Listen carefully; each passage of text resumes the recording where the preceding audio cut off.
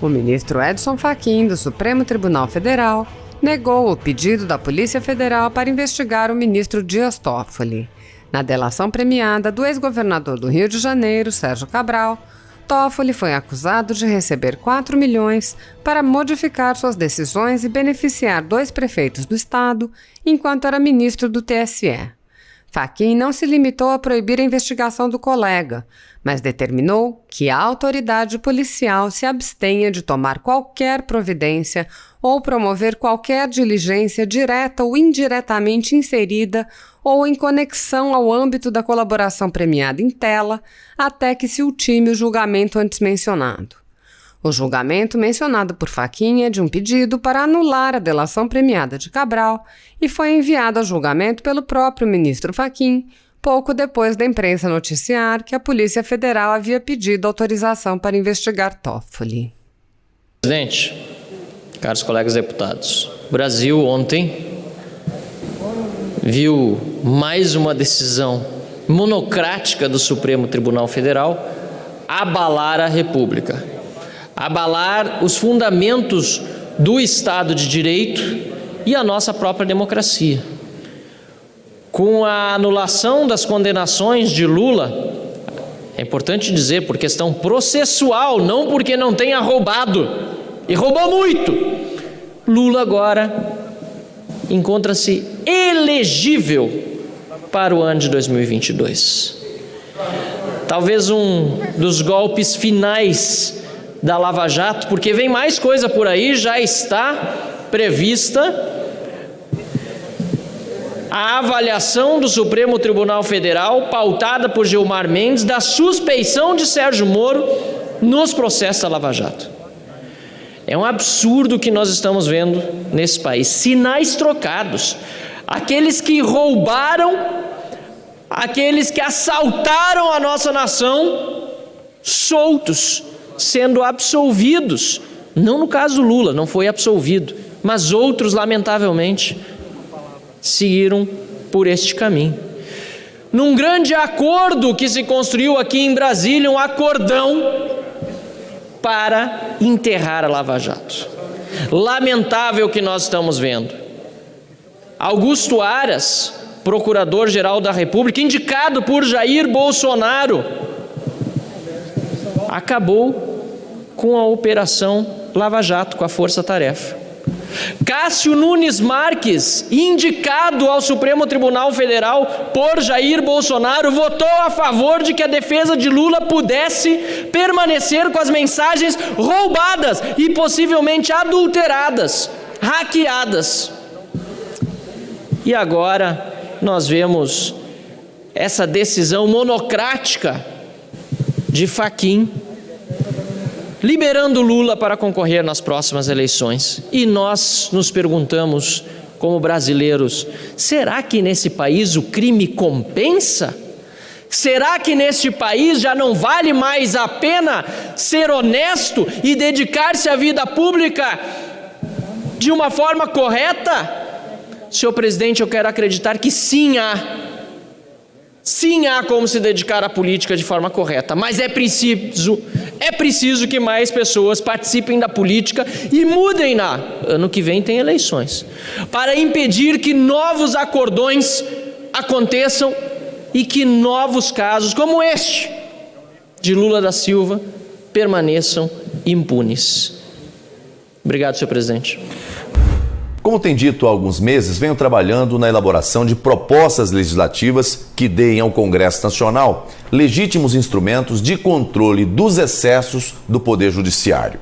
Não é possível que nossa República continue sem um adequado funcionamento do sistema de freios e contrapesos. Indispensável para que haja uma verdadeira tripartição de poderes. Temos assistido a uma supremacia de um poder em relação aos demais. O presidente da República pode ter sustado os efeitos de seus atos pela decisão de um ministro do Supremo Tribunal Federal. As duas casas do Congresso Nacional, a Câmara e o Senado, passam meses debatendo e votando uma reforma. E um ministro do Supremo, com uma canetada só, pode suspender seus efeitos na extensão que entender cabível. Ou seja, executivo e legislativo são drástica e dramaticamente controlados pelo Supremo Tribunal Federal, enquanto que ele, o STF, parece não poder ter seus atos sequer analisados à luz da Constituição Federal. Isso não é democracia. Isso não é tripartição de poderes. Isso não é sistema de freios e contrapesos. E mais, o Supremo pode instaurar um inquérito, ordenar buscas e apreensões e prisões em flagrante violação ao sistema acusatório, e isso ainda é tido como constitucional por 10 de seus ministros. O país inteiro assiste estupefato à violação de regras constitucionais básicas e ninguém pode fazer nada. Os prejudicados resolveram recorrer a um órgão internacional, a Corte Interamericana de Direitos Humanos. Ou seja, chegamos ao ponto de admitir que não temos no ordenamento jurídico brasileiro um correto funcionamento do sistema de freios e contrapesos. Precisamos buscar socorro no exterior. Aqui existem freios sim, e muitos, mas somente para o executivo e legislativo. Mas não existem freios para o judiciário. Existe a figura do impeachment de ministros, mas isso não é o mesmo que freio ou contrapeso em relação ao poder judiciário. Enquanto o Supremo e todo o Judiciário exercem corretamente a autocontenção, ou seja, enquanto reconhecem e respeitam os limites postos pela Constituição, não é preciso cogitar qualquer controle externo. Mas quando esses limites são rompidos, a Constituição Federal precisa prever mecanismos de contenção, porque o poder pertence ao povo, à nação brasileira, e não ao presidente da República, aos congressistas ou aos ministros do Supremo. Todo o poder emana do povo. É o que proclama a Constituição Federal. No inciso 5 do seu artigo 49, a Constituição diz que o Congresso Nacional tem competência para sustar atos exorbitantes do Poder Executivo, mas nada diz sobre o Poder Judiciário. Isso não é razoável. Por causa disso, apresentei no dia 25 de junho uma proposta de emenda à Constituição a fim de garantir ao Congresso Nacional o poder de sustar atos e decisões também do Poder Judiciário, quando extrapolar sua competência e invadir atribuições dos demais poderes e instituições da República. Não queremos, obviamente, limitar as competências constitucionais do Supremo, mas impedir que o Judiciário continue sendo um superpoder. Assim como o Executivo e o Legislativo, o Supremo também precisa estar sujeito a controle para que não extrapole suas competências. A PEC que apresentei precisa de 27 assinaturas para tramitar. Quero agradecer aos senadores que já assinaram: senador Everton, Girão, Omar Aziz, Lucas Barreto, Eumano Ferrer, Haroldo de Oliveira e Zequinha Marinho. E pedir que os demais senadores apoiem para que possa entrar em tramitação. Vozes contrárias certamente surgirão, mas hoje há uma clareza nacional da urgente necessidade de construir em nossa República um sistema de freios e contrapesos que seja completo, para que a tripartição de poderes funcione de verdade. Deus abençoe você, Deus abençoe o Brasil.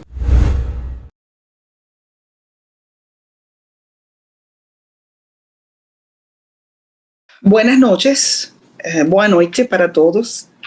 É uma honra para mim estar aqui nessa palestra com meu amigo, o professor Marcelo Suano, que eu conheci pela mídia. Quando ele escreveu esse livro inacreditável que conta a história da Venezuela, como destruir um país, ele me contactou pela mídia. Embaixadora, eu quero conhecer a você. E aconteceu. Então, eu escrevi a contraportada de seu livro. Isso foi maravilhoso, porque foi uma reunião muito boa. Eu lembro sempre que foi uma reunião de uma pessoa que eu não conhecia e que conhece muito bem o que está acontecendo no meu país. Também é uma honra para mim falar com o Lucas. Lucas escreve muito de Venezuela e conhece muito bem a situação. Então, eles conhecem tanto bem Venezuela que eu só aqui vou fazer uns comentários, porque eles conhecem muito bem a situação. E, por supuesto, eu quero cumprimentar ao ministro Roberto, porque a FUNAG abriu as portas para mim, não como a embaixadora, sino como a professora Maria Teresa Velanarte, que eu sou. E eu agradeço muito, porque quando você é professor toda a sua vida, isso não muda. Então, para mim é uma honra que a FUNAG hoje haya feito este convite para falar sobre como destruir um país. Então, eu quero começar dizendo que como você pode destruir um país? Um país petroleiro, um país que foi o país mais rico da América Latina, que tem as maiores reservas de petróleo do mundo. Como que aconteceu que a Venezuela hoje tem 5,5 milhões de venezuelanos que tiveram que fugir porque estão morrendo de fome? Como é que 5 milhões de venezuelanos tiveram que cruzar a fronteira a pé? Só para colocar uma dimensão, a migração nossa nesse momento tem a mesma população que muitos países. Venezuelanos que caminaram uma distância que é desde Berlim hasta Madrid, buscando uma boa vida. Aqui em Brasil, temos 300 mil venezuelanos, de los quais 280 mil cruzaram a fronteira a pé, com a roupa que tinham posta e uma mala. Então, como destruir um país? O primeiro, quando as pessoas elegem nas eleições a uma pessoa que não tem capacitação para ser presidente. A destruição da Venezuela não começou com Maduro. A destruição da Venezuela começou com Chávez. Quando ele foi elegido no ano 1998, a Venezuela produzia 3.200.000 barriles de petróleo por dia. 3.200.000 barriles de petróleo por dia. Então, chega à presidência um homem que não tem educação, um homem que tem ressentimento social, um homem com desejos de vingança, que fez um golpe de Estado no ano 1992, que foi à prisão, e quando saiu de prisão, eu me vou a vingar. Isso foi o fato, eu me vou a vingar. E como aconteceu? Ele destruiu nosso país. Então, a primeira coisa é, se você quer destruir seu país, tem que eleger uma pessoa com as características que tive Chávez. E depois, votar por um sucessor que é pior que Chávez. A segunda coisa que aconteceu foi que nessa quantidade de dinheiro, só pode imaginar, saca uma conta. 2013, o barril de petróleo, $110, $120 por barril. Se você tem 3.200.000 barriles, é uma conta fácil. Imagina quanto dinheiro entrou nas contas da Venezuela. Você pode acreditar que hoje a Venezuela não tem energia elétrica, não tem água, não tem comida. A gente está morrendo de fome. Com essa quantidade de dinheiro que ingressou às contas do governo venezuelano, o que fez o Chávez? A primeira coisa que fez foi expropriar as terras produtivas. O primeiro que aconteceu, as melhores fazendas, as melhores, as mais produtivas, não, agora não são de seus donos, são de nosso governo. Vamos expropriar. Nessas terras que os produtores eram produtores de bem, produziam milho, farinha, arroz, feijão, bananas, frutas. Tudo isso acabou. Porque eles expropriaram as terras para dividir as terras entre as pessoas e ninguém fez um investimento, ninguém fez um mantenimento, ninguém fez uma capacitação para as novas pessoas. Então, essas terras foram arrasadas. A segunda coisa que ele fez foi despedir, votar, sair de 20.000 empregados da indústria petroleira. Isso aconteceu no ano 2002.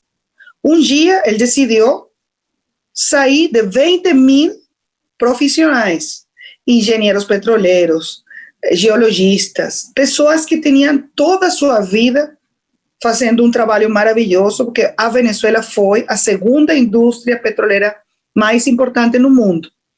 Então, se você quer destruir uma indústria petroleira, o primeiro que tem que fazer é sair das pessoas profissionais e colocar nesses postos amigos ideológicos, pessoas do partido político do presidente que não têm capacitação para fazer o que a indústria petroleira faz, que é produzir petróleo. Essa foi a segunda coisa que ele fez, expropriar as terras produtivas, colocar pessoas sem capacitação na indústria petroleira e começar a fazer convênios com governos não democráticos.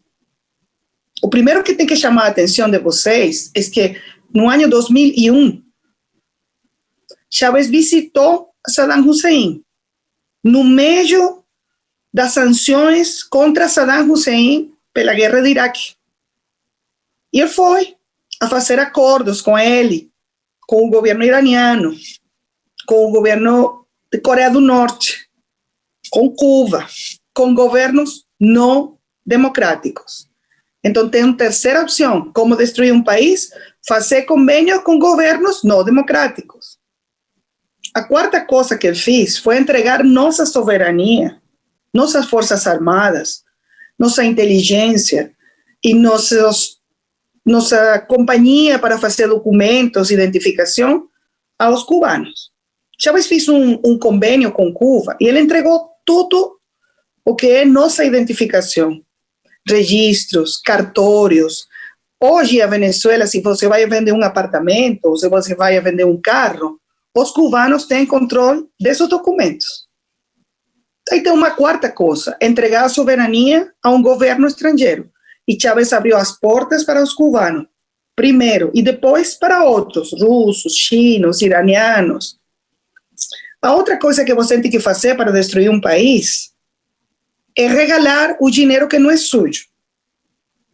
Chávez recebeu tanto dinheiro, foi como quando você ganhou a loteria. Então, ele decidiu repartir o dinheiro entre os amigos.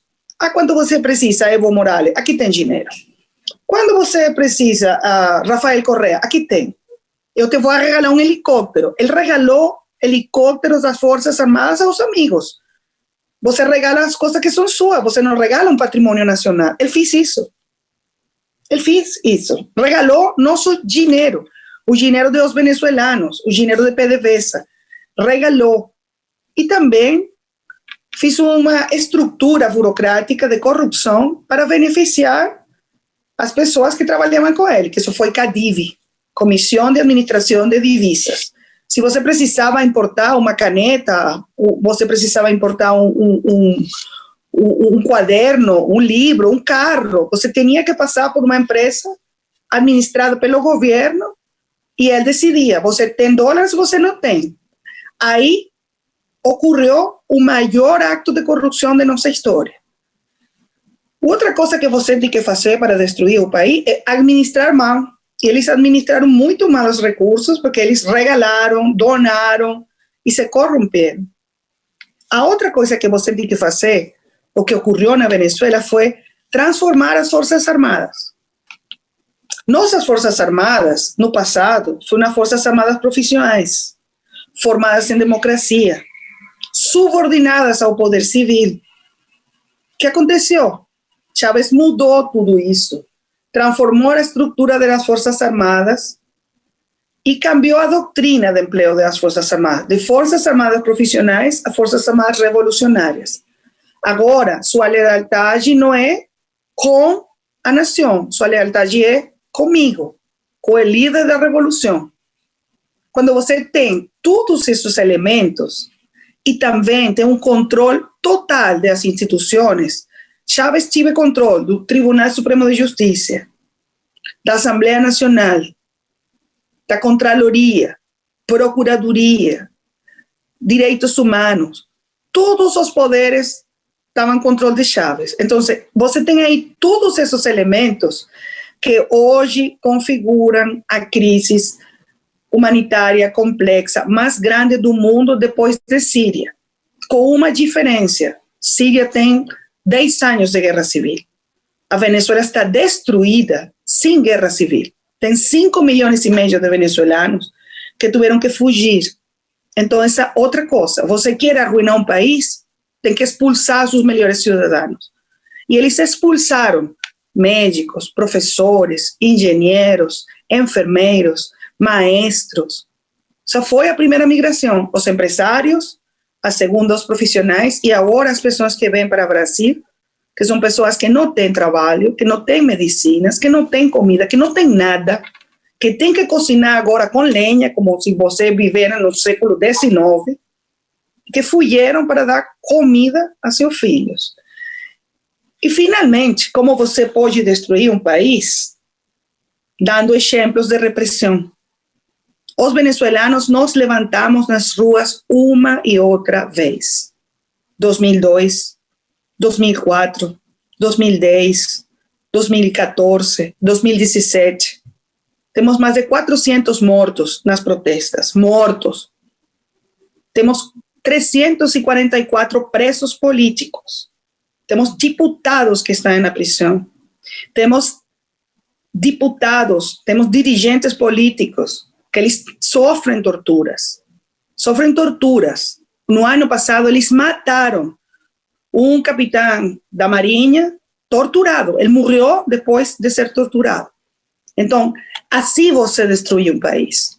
Quando você não tem respeito por as instituições, quando você não respeita a democracia, quando você não respeita a opinião dissidente, quando você coloca as pessoas na cárcel, na prisão, tortura, censura, reprime, acaba com a prensa livre, acaba com a propriedade privada, acaba com o investimento e expulsa os melhores cidadãos do seu país, você tem um país que está destruído, como está meu país agora.